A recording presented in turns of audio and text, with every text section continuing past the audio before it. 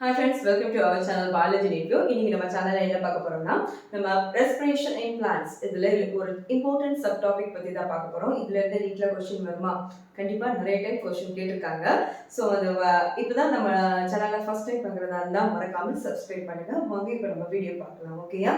இப்போ ஃபர்ஸ்ட் பாத்தீங்கன்னா respiratory குவஷியன்ட். Okay, இன்னைக்கு நம்ம பார்க்கக்கூடிய சப் டாபிக் என்னன்னா ரெஸ்பிரேட்டரி குவஷியன்ட்.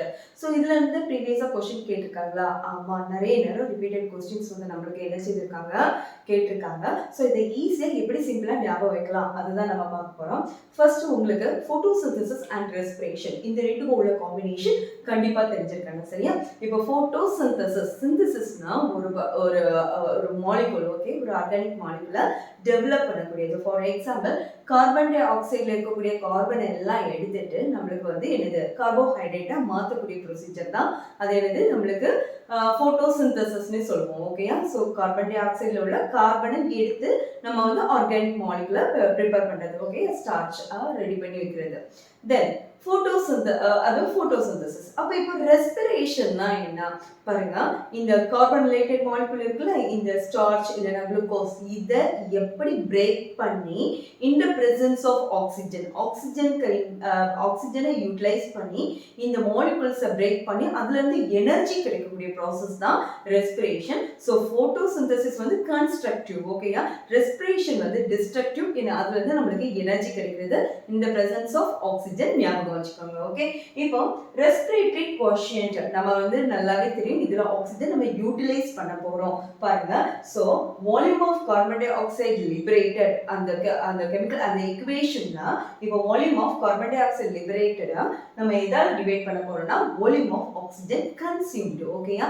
ஏன்னா ஆக்சிஜனுக்கு கன்சியூம் பண்ணி அதுதான் என்னதாகுது இந்த பிரசன்ஸ் ஆஃப் ஆக்சிஜன்ல தான் அந்த பயோ மாலிகுல்ஸ் வந்து பிரேக் ஆகி அதுல இருந்து எனர்ஜி கிடைக்குது. That's why volume of carbon dioxide liberated by volume of oxygen consumed. Okay, இதை மாத்தி கொடுத்து கேட்கலாம். இதுவும் வந்து கொஸ்டினா இருக்கலாம், ஞாபகம் வச்சுக்கோங்க. இப்போ இந்த ரெஸ்பிரேட்டரி கொஸ்டின் எல்லாத்துக்குமே நம்மளுக்கு பயோ மாலிகுல்ஸ்னு சொல்லும்போது புரோட்டீன்ஸ், ஃபேட்ஸ், வேற நம்ம என்னது ஆர்கானிக் மாலிகுல்ஸ் எல்லாமே வந்துடும். ஓகே, ஸோ இந்த மாலிகுல்ஸ்ல உள்ள எல்லாத்துக்குமே ஆர்கியூ லெவல் சேமா அப்படின்னு பார்த்தீங்கன்னா இல்ல. சிலது யூனிட், அதாவது யூனிட்டியா இருக்கலாம், ஒன்னா இருக்கலாம், இல்லைன்னா நம்மளுக்கு கிரேட்டர் தென் 1, லெஸ் தென் 1, இல்லைன்னா 0, இல்லைன்னா இன்ஃபினிட்டியா இருக்கலாம். ஓகே, ஸோ இதை வச்சு நம்மளுக்கு வந்து எப்படி கொஸ்டின் கேட்குறாங்க அப்படின்னு பார்த்தீங்கன்னா இப்போ பாருங்க, ஆர்கியூ லெவல் நம்பர் 1 இந்த பேட்டர்ன்ல இருக்கக்கூடிய ஈக்குவேஷன் என்னது அப்படின்னு பார்த்தீங்கன்னா ஃபர்ஸ்ட் பார்த்தீங்கன்னா இதோட சப்ஸ்ட்ரேட். ஓகே, அந்த ஈக்குவேஷன்ல அந்த கெமிக்கல் ஈக்குவேஷன்ல இன்வால்வ் ஆகக்கூடிய காம்பவுண்ட் பார்த்தீங்கன்னா carbohydrate. Okay, so carbohydrate involve ஆச்சுன்னா அதோட ஆர்கியூ லெவல் நம்பர் 1. ஸோ இது எப்படி நம்ம பார்த்தீங்கன்னா C6H12O6 பிளஸ் இந்த பிரசன்ஸ் ஆஃப் நான் சொன்ன எல்லாமே ஆக்சிஜன் கண்டிப்பா வேணும். கரெக்டா?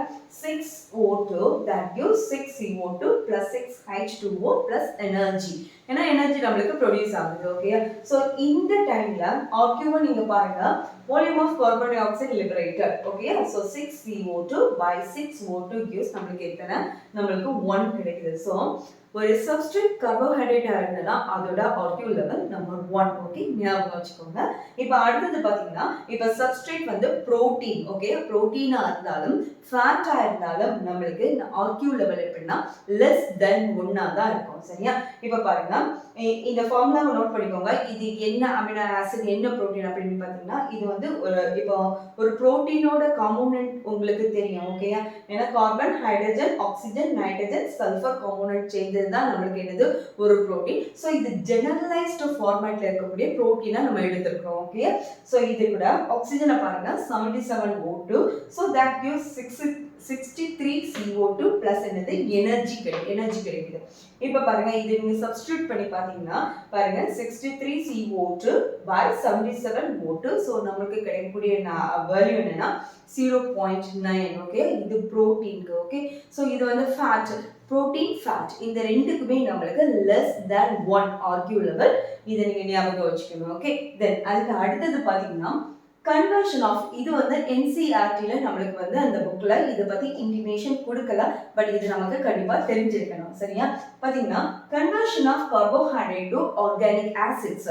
ஓகே, ஒரு கார்போஹைட்ரேட் ஆர்கானிக் ஆசிடா மாறும்போது அதுல இருக்கக்கூடிய நம்ம ஆர்கியூ லெவல் எவ்வளவு அப்படின்னு பாத்தீங்கன்னா ஃபார் எக்ஸாம்பிள் பாருங்க, கார்போஹைட்ரேட் 2 molecules of glucose பாருங்க C6H12O6 plus என்னது 3O2 plus நம்மளுக்கு என்னது 3C4H6O5 இது வந்து malic acid okay malic acid 3 molecules of malic acid கிடைக்குது plus 3H2O ஓகே இங்க பாருங்க இங்க நம்மளுக்கு ஆக்சிஜன் வந்து இன்வால்வ் ஆயிருக்கு பட் ரியாக்ஷன் எண்ட்ல நம்மளுக்கு என்னது கிடைக்கலன்னா கார்பன் டை ஆக்சைடு வரல ஓகே இவால்வ் ஆகல சோ இதுல ஆர்கியூ பாத்தீங்கன்னா 0 carbon dioxide plus by 3 molecules of என்னது oxygen so 0 by 3 is equal to நம்மளுக்கு என்னது 0 so ஒரு conversion of carbohydrate இந்த ஒரு organic acid மாறுச்சுதுன்னா ஓகே அதோட OQ level நம்மளுக்கு 0 ஓகே then fourth condition பாருங்க organic acid வந்து இப்போ இதுல கிடைச்ச ஆர்கானிக் ஆசிடே ஒரு சப்ஸ்ட்ரேட்டா இருந்து நமக்கு எனர்ஜி கிடைக்க போகுது சரியா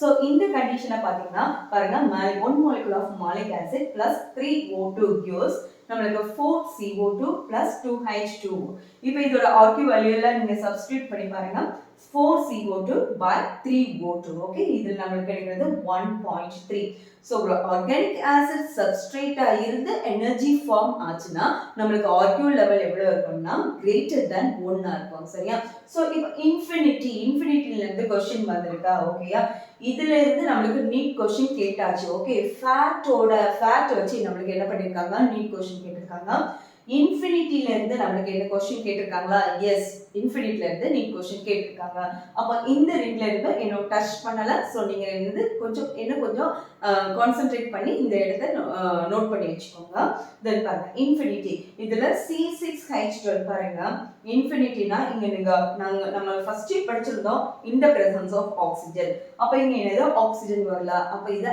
anaerobic respiration ஓகே பாருங்க C6H12O6 that gives 2C2H5OH plus 2CO2 இந்த ஆக்சிஜன் ஒரு ஆள் என்ன செய்யல என்ட்ரியே ஆகல சோ இந்த கண்டிஷன்ல பாத்தீங்கன்னா 2CO2 by 0O2 ஓகேயா 0 வச்சு நம்ம உங்களுக்கு தெரியும் இந்த கண்டிஷன் இருந்ததா நமக்கு அது என்னது இன்ஃபினிட்டிவ் கண்டிஷனா தான் இருக்கும் ஓகேயா நமக்கு எந்த இடத்துல எல்லாம் நீட் டச் ஆயிருக்குது அப்படின்னு பாத்தீங்கன்னா இந்த இடத்துல ஓகேயா இது கேட்டிருக்காங்க இந்த இடம் கேட்டாச்சு ஃபேக்ட் வந்து என்னது கேட்டிருக்காங்க then இந்த ரெண்டும் என்ன டச் ஆகல சோ இந்த இடமும் என்ன செய்தாச்சு கேட்டாச்சு சோ கண்டிப்பா இதுல இருந்து நம்ம வந்து என்னது நீட் क्वेश्चन வந்தனா ஈஸியா நம்ம மார்க் வந்து என்னது ஸ்கோர் பண்ணிடலாம் இந்த வீடியோ உங்களுக்கு ரொம்ப யூஸ்ஃபுல்லா இருந்ததா மறக்காம உங்க ஃப்ரெண்ட்ஸ்க்கும் ஷேர் பண்ணுங்க மறக்காம சப்ஸ்கிரைப் பண்ணுங்க நாளைக்கு இன்னொரு வீடியோல நம்ம மீட் பண்ணலாம் until then bye from Dr. D. Usha Arasu thank you